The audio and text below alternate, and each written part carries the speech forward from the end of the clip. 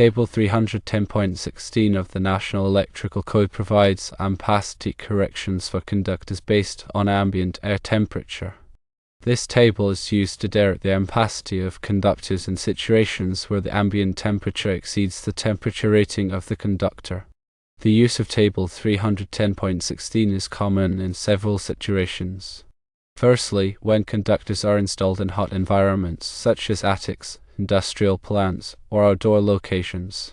Secondly, when circuits are heavily loaded and may generate heat.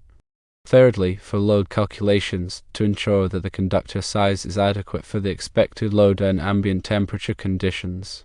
The ambient air temperature referenced in Table 310.16 is the temperature of the surrounding air at the location of the conductors. This temperature can be measured using a thermometer or a temperature gun.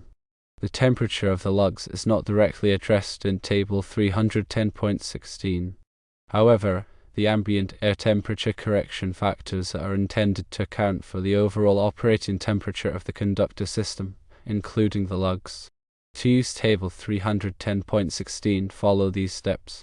1. Determine the corrected ampacity for a specific conductor based on its rated ampacity and the ambient air temperature. 2. Compare the corrected ampacity to the actual load on the conductor.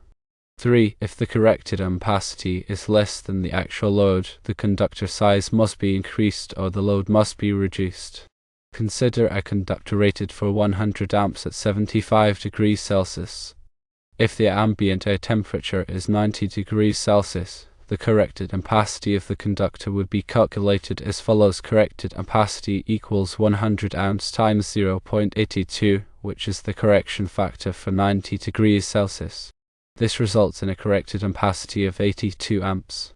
If the actual load on the conductor is 90 amps, the conductor would need to be upsized or the load would need to be reduced to ensure safe operation.